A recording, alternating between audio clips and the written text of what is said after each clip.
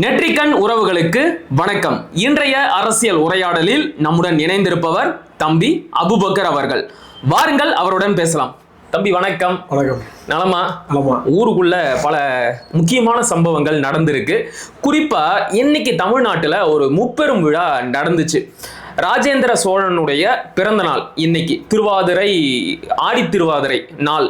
அடுத்தது கங்கை கொண்ட சோழபுரம் கோவில் கட்டி முடிக்கப்பட்டு 1000வது ஆண்டுன்னு சொல்றாங்க. அடுத்ததா ராஜேந்திர சோழனின் நினைவாக ஒரு நாணயத்தையும் வெளியிட்டு இருக்கிறாங்க. இந்த முப்பெரும் விழா மேடையில பிரதமர் மோடி, தமிழ்நாட்டின் ஆளுநர் RN ரவி, அதன் பிறகு நயினார் நாகேந்திரன், எல் முருகன், இவங்களோட சேர்த்து அண்ணன் தொல் திருமாவளவனும் அந்த மேடையை பகிர்ந்துகிட்டாரு. சனாதன எதிர்ப்பு போராளி அவருதான். அதை எப்படி பாக்குறீங்க? இவருக்கு என்ன அங்க வேலை? இல்ல, பிஜேபியோட இவங்க சேர்றது அப்படின்றது புதிது ஒன்றும் கிடையாது. சரி, ஏற்கனவே 2001 தேர்தல்லையே இவங்க பிஜேபி கூட சேர்ந்தவங்க தான்.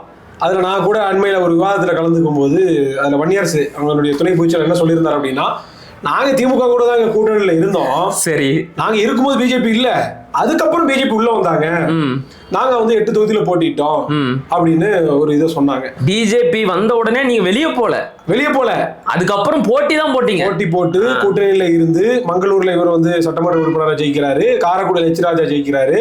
இது H ராஜா ஜெயிச்சதுல விசிகா ஓட்டும் இருக்குது, திருமாவளவன் ஜெயிச்சதுல பிஜேபி ஓட்டும் இருக்குது, எல்லாரும் ஓட்டும் இருக்குது. அப்ப கூட்டணி வச்சு கொஞ்சம் குழாவுனாங்க. இது நடந்துச்சு. அதுக்கப்புறம் பின்னாடி 2003லயோ 2004லயோ வெளியே வந்தேன்னு சொன்னாங்க. ஆனா 2-3 வருஷம் கூட்டணியில தான் இருந்தாங்க.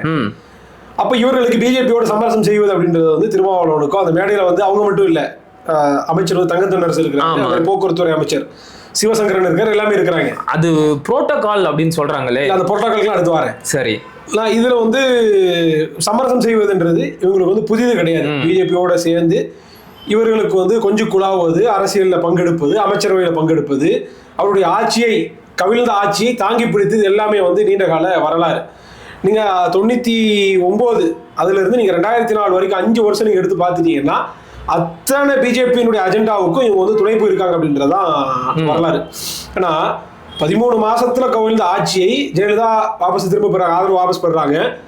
இவர் போய் ஆதரிச்சு பிஜேபி அமைச்சரவையில பங்கெடுத்து காங்கிரஸ் அல்லாத ஒரு கட்சி 5 வருஷம் நிரந்தரமான ஒரு ஆட்சியை கொடுக்க முடியும் அப்படின்னு வாஜ்பாய் ஆதரிச்சு, ரைட் மேன் ராங் பார்ட்டின்னு கருணாநிதி சொல்லி எல்லாமும் செய்தவர். இன்னும் சொல்ல போனா முக்கியமான குஜராத் படுகொலை 2003 குஜராத் படுகொலையில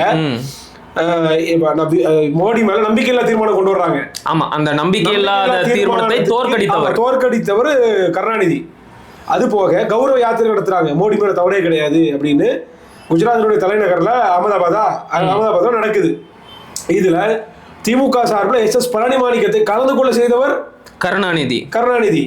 அது மாதிரி RSS திராவிடர் கழகம் போல சமூக இயக்கம் தான் சாமானிய மக்கள், சிறுபான்மை மக்கள் மத்தியில் இருக்கக்கூடிய அந்த தவறான அபிப்பிராயத்தை, RSS மீதான தவறான அபிப்பிராயத்தை போக்குறதுக்கு திமுக காரங்களாம் வேலை செய்யணும்னு சொன்னவர். அப்போ இவர்களுக்கு கூட்டணி வேணும், இவர்களுக்கு அமைச்சர் பதவி வேணும், இவர்களுக்கு கொள்ளையடிக்கணும், இவர்கள் ஊழல் செய்யணும், எப்படின்னா எந்த விதமான இதுக்கும் தயங்க மாட்டாங்க. அதுதான் வரலாறு. அது இந்த இதுல தொடருது, இந்த ஆட்சியிலே தொடருது. இந்த சம்பவத்தை மட்டும் நீங்க பார்க்க கூடாது. நான் இன்னும் 2-3 சம்பவத்தை நான் நினைவுபடுத்தணும்னு விரும்புறேன். சொல்லுங்க. ஓமந்தூரார் எஸ்டேட் இருக்குதுல்ல, அரசு எஸ்டேட், ஓமந்தூரார் மருத்துவமனை, அதுல இப்படி கைய வச்ச மாதிரி இந்த கருணாநிதியோட சிலை, ஆமா, ஆபாச எழுத்தாளர் கருணாநிதியினுடைய சிலை அங்க இருக்குது. இந்த சிலை யாரு திறந்து வச்சா? வெங்கையா நாயுடு. அப்ப என்னவா இருந்தாரு? பாஜகவுல துணை ஜனாதிபதியா இருந்தாரு, குடியரசுத் தலைவரா இருந்தாரு. பாஜகவினுடைய மிக மூத்த உறுப்பினர், சொல்ல போனா RSS காரர். கருணாநிதி சிலையை திறந்து வைக்கிறதுக்கு வீரமணி வர மாட்டாரா? இல்ல இந்த சுபவி இந்த மாதிரியான அந்த காட்டிக்கெட் அரை டிக்கெட்லாம் இருக்குதுல்ல, 8.25 ரூபாலாம் இருக்குல்ல, இந்த டிக்கெட்டுகள்லாம் வராதா? இது திறந்து வைக்கிறது, கருணாநிதி சிலை திறந்து வைக்கிறது தமிழ்நாட்டில் வேற யாரும் இல்லையா? காங்கிரஸ் தலைவர்கள் யாரையாச்சும் கூப்பிட்டு திறந்து வச்சிருக்காங்க. 2 விஷயம் இருக்குது. ஒண்ணு இனப்பாசம், இன்னொன்னு என்னன்னா பாஜக கூட இருக்கிற கள்ள உறவு. இது ஒண்ணு நடந்துச்சா? வெங்கையா நாயுடு திறந்து வச்சாரு ஒண்ணு. 2வது கருணாநிதிக்கு அந்த காயின் ஒண்ணு வெளியிட்டாங்க. ஆமா, நாணயம், நூற்றாண்டு நாணயமா, 100 ரூபாய். இவங்களுடைய அரசியல் 100 ரூபாய் 200 ரூபாய் தான். சரியா? அப்ப இவனுக்கு கேட்டிருப்பானுங்க 200 ரூபாய்க்கு வாழ விடுங்க, அதை எங்களுக்கு பொருத்தமா இருக்குன்னு கேட்டிருப்பானுங்க. இல்ல அது நடைமுறை இல்லைன்னு இருக்கா, 100 ரூபாய் வெளியிட்டு இருக்கானுங்க. சரி, இப்ப இது யார் வெளியிட்டா? ராஜ்நாத் சிங். ராஜ்நாத் சிங் யாரு? பாஜக அமைச்சர். நான் கேட்கிறேன், முதல்ல அந்த காயின் வெளியிடுறாங்கல்ல, இதுவே கேவலம் இல்லையா? பிஜேபி அரசு கருணாநிதிக்கு காயின் வெளியிடுது, அதாவது நேர எதிர் சித்தாந்தம்ன்றீங்க. ஆர்எஸ்எஸ் காரன் உள்ள வந்துருவான், பிஜேபி காரன் உள்ள வந்துருவான், பார்ப்பனர் உள்ள வந்துருவான் தான் திராவிடன்ற கோட்பாட்டே அமைச்சோன்னு சொல்றீங்க. அந்த திராவிடருடைய மூலவரான தந்தை பெரியார், அந்த ராமசாமியினுடைய வழிவந்தவர் தான் கருணாநிதின்றீங்க. பெரியாரு, அண்ணா, கருணாநிதி மூணு தலைமுறையா வகைப்படுத்துறீங்க. இப்படி வந்தவர், அவருக்கு எந்த ஆரிய சித்தாந்தத்தை எதிர்த்து நீ வந்து அந்த ஆரிய சித்தாந்தத்தை கொண்ட பாஜக அதனுடைய அரசு நாணயம் வெளியிடுதுன்னா கருணாநிதியோட பெரிய கேவலம் ஒண்ணு இல்லையா? இல்ல இத இப்படி பார்க்கலாமே. இப்ப என்ன இருந்தாலும் இந்தியாவோட ஒரு மூத்த அரசியல் தலைவர், அவருக்கு உண்டான மரியாதையை கொடுக்கணும் என்பதற்காக அவருடைய 100வது ஆண்டுல சிறப்பிக்கிற மாதிரி நாணயத்தை வெளியிட சொல்லுங்க. சரி, கருணாநிதிக்கு பாஜக நினைவு சின்ன காயின் வெளியிடுது அப்படின்னா பாஜக என்ன அசைன் பண்றதுல பாஜக எதுக்கு வெளியிடணும்? என்ன இருக்குன்னு நீங்க நினைக்கிறீங்க? இவங்களுக்குள்ள ஒரு ஒரு ஒரு அண்டர் கிரவுண்ட் டீலிங் இருக்குது. நீங்க பாருங்க, அதானியும் பாருங்க, ஆனா காட்டுப்பள்ளி துறைமுகத்தை அதானிக்கு தார வைப்பாங்க. நான் வேணும்னா ஒரு சம்பவத்தை உங்களுக்கு நினைவுபடுத்துறேன். கருணாநிதி இறந்த பிறகு RSS-ஐ சேர்ந்த நபர்கள் ஸ்டாலினை சந்தித்து ஒரு இரங்கல் கடிதத்தை கொடுத்தாங்க. அந்த இரங்கல் கடிதத்துல என்ன குறிப்பிட்டு, ஆமா, இக்கட்டான சூழலில் கருணாநிதி எங்களுக்கு மிகவும் உதவியாக இருந்தார். அவங்க குறிப்பிட்ட இக்கட்டான சூழல் என்னன்னா, நீங்க முதல்ல சொன்னீங்க தெரியுமா, அந்த வாஜ்பாயோட ஆட்சி தாங்கி பிடிச்சு 5 ஆண்டுகள் நிறைவு செய்ய வச்சாங்க தெரியுமா, அதுதான் அந்த இக்கட்டான சூழல். அப்ப நீங்க சொல்ற மாதிரி அண்டர் கிரவுண்ட் டீலிங் ஓடிக்கிட்டு இருக்குது. அதனுடைய வெளிப்பாடாகத்தான் 3வது சம்பவம் நடந்தது. நான் கேட்கிறேன், இந்த புரோட்டோகாலுக்கு இப்ப வர்றேன். இவன் இந்த புரோட்டோகால் ஆட்டுக்கால்னு சொல்றாங்கல்ல, ஆமா, இந்த புரோட்டோகால் அப்படின்றது வந்து இந்தியா முழுமைக்கும் ஒரே புரோட்டோகாலா இல்ல ஒவ்வொரு மாநிலத்துக்கும் வேறுபடுமா? எல்லாருக்கும் ஒரே புரோட்டோகால் தான். பிரதமர் வர்றாருன்னா எல்லா மாநிலத்துக்கும் ஒரே புரோட்டோகால். நிச்சயமா. நான் கேட்கிறேன், இதே புரோட்டோகால் தெலுங்கானாக்கு பொருந்துமா பொருந்தாதா? கண்டிப்பா பொருந்தும். நான் 2 சம்பவத்தை சொல்லணும். சொல்லுங்க. மோடி வரும்போது 2 தடவை அந்த மாநிலத்திலேயே அன்றைக்கு முதலமைச்சராக இருந்த சந்திரசேகர் ராவ் இல்ல, ஆமா, புறக்கணிச்சிட்டு வேற எங்கேயோ போயிட்டாரு. வரும்போது என் மாநிலத்துல இருக்கிறதே எனக்கு கேவலம்னு கிளம்பி போயிட்டாரு வெளியே, நம்ம மாநிலத்தை விட்டு வெளியே போயிட்டாரு. அந்த புரோட்டோகால் அவருக்கு பொருந்தாதா? மம்தா பானர்ஜி போய் சந்திச்சார்ல ஸ்டாலின், அதாவது எதிர்கட்சியா இருக்கும்போது கருப்பு கூட பிடிக்கிறது, அப்புறம் வெள்ளை கூட பிடிச்சி போய் சந்திச்சாரு. மம்தா பானர்ஜி அந்த மாநிலத்தினரை சந்திக்க மறுக்கிறாங்க. இது புரோட்டோகால் வராதா? நிச்சயமா. தெலுங்கானாவுடைய சட்டமன்ற உரை ஆளுநருடைய கௌரவ உரையோட தான் சட்டமன்ற இது கூட்டத்தொடர் தொடங்கணும். ஆளுநர் பிஜேபி ஆளா இருக்கிறாரு, எதுக்கு ஒப்புதல் தர மாட்டிருக்கிறார் அப்படின்னு தெலுங்கானால ஆளுநருடைய உரை இல்லாமல் ஆரம்பிக்கிறாங்க. இது புரோட்டோகால் மீறினதா மாறாததா? சட்டத்தை விட மரபு ஒன்றும் பெருசு கிடையாது, சட்டம் தான் மேன்மையானது. ரூல் ஆஃப் லா தான், ரூல் ஆஃப் புரோட்டோகால் கிடையாதுங்க. புரியுதா? அப்ப கான்ஸ்டிடியூஷன் படி பார்த்தோம்னா ஆளுநர் தர வேண்டிய ஒப்புதல் தராம இருக்கிறார், உச்ச நீதிமன்ற தீர்ப்பை அவமதிக்கிறார், எல்லாமும் செய்யறாங்க. இப்ப நீங்க பாருங்க என்ன மாறிடுச்சு. புரோட்டோகால் எடப்பாடி பொருந்துமா பொருந்தாதா? கண்டிப்பா பொருந்தும். அப்ப என்ன வெங்காயத்துக்கு கொடை பிடிச்சிங்க கருப்பு கூட? இதே இந்த இவர் அந்த தொழில்துறை அமைச்சர் இருக்காரு, இண்டஸ்ட்ரியல் மினிஸ்டர் டிஆர் பாலுடைய சாராய் தாதாயினுடைய மகன் என்ன போட்டாரு, கோபேக் மோடின்னு.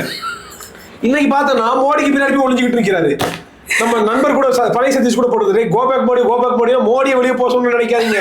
மோடிக்கு போய் பின்னாடி நிற்கிறது தான் கோபேக் மோடி, அதாவது மோடியை பின்தொடர்ந்து சொல்லுங்க. இது எவ்வளவு கேள்வி கூத்தா இருக்கு. அப்ப கருப்பு பலூன் விட்டீங்க, கனிமொழியெல்லாம் குதிச்சாங்க, கருப்பு கொடி காட்டினீங்க. அதுதான் என்னுடைய கேள்வியா இருக்கு.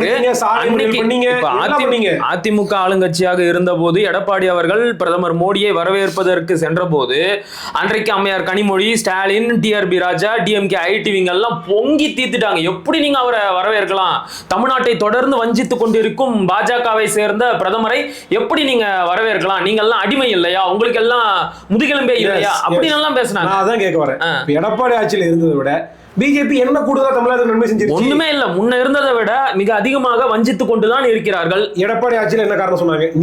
நீட்டு விதிவிலக்கு தந்துட்டாங்களா? இல்ல. நிதி, கல்விக்கான நிதி முன்னைய விட இப்பதான் இன்னும் குறைச்சு கொடுக்குறாங்க, இன்னும் குறைச்சு தர்றாங்க. புதிய கல்விக் கொள்கை என்ன ஆச்சு? இன்னும் ரத்து பண்ணல. மாநில உரிமைகள் தந்துட்டாங்களா? எய்ம்ஸ் இல்ல வரல. எது தந்திருக்கிறாங்க உங்களுக்கு? ஆளுநரை வச்சு அப்புறம் பன்வாரிலால் புரோஹித் இருந்தாரு, இப்ப ஆர் ரவி இருக்கிறாரு. இன்னும் மோசம் தான் அடைஞ்சிருக்குது. நிச்சயமா. இன்னும் மூர்க்கமா எதிர்க்க வேண்டிய இடத்துல எடப்பாடி ஆட்சியில பிஜேபி செஞ்ச மோசடித்தனத்தை விட, அயோக்கியத்தனத்தை விட, பித்தலாட்டத்தை விட, கருங்காலை, நீ என்னென்ன வார்த்தை இருக்கு எல்லாம் போட்டுக்கலாம், பிஜேபிக்கு எல்லாம் பொருந்தும். அத்தனையும் விட தமிழ்நாட்டுக்கு மிக மோசமான மோசடியை செஞ்சுக்கிட்டு இருக்குது. நிச்சயமா. அப்போ பிஜேபியோட அராஜகம் கூடி இருக்கிற நிலைமையில உங்களுடைய எதிர்ப்பு அதிகப்படுத்தாம நட்பு அதிகப்படுத்துறீங்க. தங்கம் தானே சொல்றாரு. என்ன சொல்றாரு? வர்றது புரோட்டோகால், அது எடுத்துக்கிறோமே. பெருமைன்னு பீத்துறது மோடி வர்றது பெருமை. கரெக்டா சொன்னீங்க. என்ன பெருமை? பெருமை அதுல என்ன பெருமை? இப்படி பெருமைன்னு சொல்றது புரோட்டோகாலா? அப்ப வெளிப்படையா தெரியுது, வெளிப்படையா தெரியுது. நீங்க வந்து சரணடைஞ்சு அவரு பெருமை என்பதோட கூட நிறுத்தல, பாரத பிரதமர் அப்படின்னு சொல்றாரு. எங்க இருந்து வந்துச்சு பாரதம்? நீங்க இவ்வளவு நாளா ஒன்றியம் ஒன்றியம் உருட்டிக்கிட்டு இருந்தீங்க, திடீர்னு பாரதம் எங்க இருந்து வந்துச்சு? மத்திய பிரதமர் சொல்லலாம், இந்திய பிரதமர் சொல்லலாம். எனக்கு இன்னொரு டவுட்டும் இருக்கு. நான் ஆரம்பத்துல இருந்தே இந்த விஷயத்த நம்பவே இல்லை. முதலமைச்சருக்கு உடம்பு சரியில்லை, அவர் அதனால தான் மருத்துவமனையில அனுமதிக்கப்பட்டு இருக்கிறாருங்கிறது எனக்கு ஆரம்பத்துல இருந்தே நம்பிக்கை தரக்கூடிய ஒரு விடயமா இல்லை. ஒருவேளை இப்படி யோசிச்சு பாருங்களேன், முதலமைச்சர் மட்டும் நல்லா இருந்திருந்தாருன்னா, இப்ப மோடி வர்றாருல, அப்ப இந்த புரோட்டோகால் மரபுபடி வெள்ளக்கொடைய தூக்கிட்டு போய் அவரை வரவேற்று இருக்கணும். அப்படி வரவேற்று இருந்தா அது வந்து பாத்தீங்கன்னா இவருக்கு மிகப்பெரிய கௌரவ குறைச்சலா போயிருக்கும். மோடி கிட்ட பணிஞ்சு போயிட்டாருன்னு விமர்சனத்தை கொண்டு வந்திருக்கும். நான் அதுல வேறுபடுறேன். கௌரவ குறைச்சல் இல்ல, அதுல ரெண்டு காரணம் இருக்குது. ஒண்ணு, தேர்தல் நாடகம். ஒண்ணு, இப்போ இது இத்தனை ஆண்டு காலமா பிடிச்சிட்டு தான் இருந்தாங்க. மோடி வந்து 3 மாசம் ஒரு தமிழ்நாடு போயிட்டு வந்து இருக்காரு. வரும்போதெல்லாம் கொடை பிடிச்சாங்க. இப்ப ஏன் அதை புறக்கணிக்கிறாங்க? தேர்தல் நேரம். அதான் சொல்றேன், அதுதான் தேர்தல் நேரத்துல மோடி கிட்ட பணிஞ்சு போயிட்டாரு, வெள்ளக்கொடை புடிச்சிட்டாரு, மோடிய வரவேற்றுட்டாரு அப்படின்னு பேர் வந்துடக்கூடாதுன்னு முன்கூட்டியே திட்டமிட்டு ஹாஸ்பிட்டல்ல போய் அட்மிட் ஆகி ஒரு நாடகத்தை போட்டு இருக்கிறாரோ. காரணம் இன்னொன்னு என்னன்னா, முதலமைச்சருக்கு அப்படி என்ன உடல்ல பிரச்சனை? மயக்கம் தான் சொல்றாங்க. அதுக்கு 1 வாரமா ட்ரீட்மெண்ட். தலை சுத்துக்கு 1 வாரம் ட்ரீட்மெண்ட் எடுத்த உலகத்திலே ஒரே ஆள் ஸ்டாலின் மட்டும் தான் இருந்திருப்பார். நான் கேக்குறேன், தலை உடம்பு முடியலன்னு போயிட்டீங்க. இல்ல ஏதோ ஆஞ்சியோகிராம்லாம் செஞ்சிருக்காங்கல்ல, ஓய்வு எடுக்க வேண்டியதானே. இவர் மருத்துவமனையில உட்கார்ந்துட்டு மக்கள் பணி செய்யறாங்களாம். வீட்டுல வெட்டியா உட்காந்து கோபாலபுரத்துலயும் இதுலயும் உட்கார்ந்துகிட்டே ஒரு பணியும் செய்யறது காணோம். சும்மா ஊர் சுத்த வேண்டியது, ஊட்டிக்கு போக வேண்டியது, போட்டோ ஷூட் நடத்த வேண்டியது, விளம்பரம் பண்ணது தவிர ஸ்டாலின் செஞ்சது என்ன? ஒண்ணுமே கிடையாது. நல்லா இருக்கும்போது ஒரு ஆணி புடுங்கிறது காணுமே. மருத்துவமனை இப்ப என்ன செய்யறது? கரெக்ட். நீங்க பாத்தீங்கன்னா இது பரம்பரை தொழில். கருணாநிதி காலத்துல இருந்து இதெல்லாம் அவர் ஐயா முடியல காவிரி ஆஸ்பத்திரி போவார். இப்ப அப்போலாம் மாத்திருக்காரு. காவிரி ஆஸ்பத்திரி போய் உட்காந்து ஐயா அப்படி கண்ணாடியை போட்டுட்டு அந்த பணியை போட்டு ஒரு துண்டோட போட்டிருப்பாரு. இப்படி டிவியை பார்த்துக்கிட்டு நாட்டு நடப்பை கவனிக்கிறார் கருணாநிதி, அமைச்சர்களோட உரையாடினார் கருணாநிதி. இன்னைக்கு அதே நாடகம் ஸ்டாலினுக்கும் நடக்குது.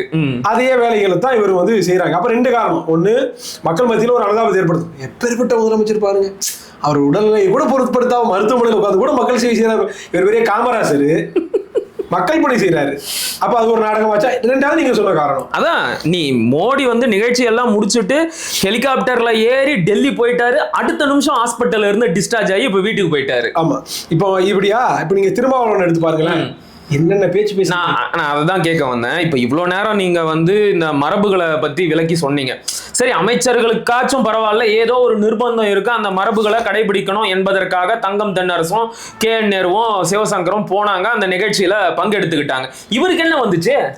இவர் ஏன் போனாரு? அது அவர் வந்து MP தொகுதிக்குள்ள இது வருதான்.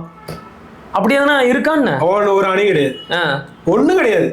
பாஜகவினுடைய பி டீம் நம்ம கட்சியை சொன்னாங்க, பிஜேபியுடைய கைகூலின்னு சொன்னாங்க, RSS உடைய அடியால் எல்லாம் என்னென்ன இருக்கோ எல்லாத்தையும் அவதூறையும் பரப்புனாங்க.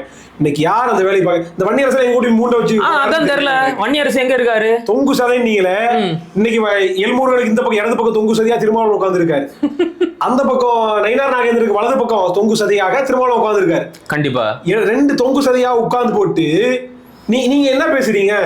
அப்ப இவர்களுக்கு தேவைன்னா நீங்க பாருங்க, ஓட ஓட விரட்டி அடிப்போம், பிஜேபியுடைய கொடியை நட விட மாட்டோம், யாரிடம் வாழாட்டுகிறாய், இதெல்லாம் அங்க பேசுறது. கண்டிப்பா இங்க பேசுனா sir sir sir sir sir sir பிஜேபியின் கொடியை நட விட மாட்டாங்களா தமிழ்நாட்டுல? இன்னைக்கு என்ன தெரியுமா நடந்திருக்கு? பிஜேபி கொடியோட விசிகா கொடியும் சேர்ந்து பறந்துருக்கு. என்ன அர்த்தத்தை சொல்லியிருக்காங்க? பிஜேபி கொடியை கூட தனியா நட விட மாட்டோம், எங்க கொடியோட சேர்த்து நட விடுவோம், எங்க கொடி ஒண்ணுன்னா உங்க கொடி ஒண்ணு இருக்கணும், மாறி மாறி நட விடுவோம், நீங்க மட்டும் நட்டிட்டு போன என்ன அர்த்தம்? இது எப்படி தெரியுமா இருக்கு? இந்த வடிவேலு காமெடி இருக்குல்ல, என்னடா உரசுது, என்ன உரசு. நீங்க 2001 இதுக்கான வாய்ப்பு இல்லை, சமூக ஊடகங்கள் இல்லை, பெருசா போட்டோஸ் கிடைக்க வாய்ப்பு இல்லை, செய்திகள் அடிப்படையில் மட்டும்தான் நம்ம வந்து கூட்டணி பாக்குறோம். ஆனா எப்படி கொஞ்சம் குழாவி இருந்திருப்பாங்க, கண்டிப்பா 2001 எப்படி கொஞ்சம் குழாவி இருந்திருப்பாங்க அப்படின்றதுக்கு இன்னைக்கு நடக்கிறதெல்லாம் ஒரு சான்றாக இருக்கு. அதனால இந்த மானங்கெட்டவர்கள் இந்த இவங்க எல்லாம் வந்து பேசுறாங்க, இந்த இஸ்லாமிய இயக்கங்கள்லாம் இருக்காங்க, ஜவாஹர் எல்லாம் போக வேண்டியதுதானே, மணப்பாறை பக்கத்து தொகுதி புரோட்டோக்கால் போக வேண்டியதானே, கிளம்பி பாபநாசம் பக்கத்து தொகுதி தஞ்சாவூர் மாவட்டத்துல வருது, எல்லாம் தஞ்சாவூர் வருது, எல்லாம் சோழ மண்டலம் போக வேண்டியதானே, ஏன் போகல? அப்ப இவ்வளவு கேடு கட்டவர்கள் இவர்கள். இப்ப இவங்க வந்து இவங்களுடைய அரசியல் லாபத்திற்காக, சீட்டு லாபத்திற்காக, காசு கிடைக்கணும் என்ன வேணா செய்வாங்க இவங்க. அது திருமாவளவன் யாரும் விதிவிலக்கு கிடையாது. இன்னைக்கு யாரெல்லாம் திருமாவளவன் தூக்கி பிடிச்சாங்களோ, பத்திரிகையாளர் மணிலாம் பாக்குற நீ மானங்கட கேட்கிறாரு. இதே திருமாவளவனை போற ஒரு சனாதன எதிர்ப்பு போராடி இல்லைன்னு அவரே தான் பேசினார். கண்டிப்பா. அப்ப எல்லாமே சரணடைஞ்சிட்டாங்க. இன்னைக்கும் நம்ம சொல்றோம்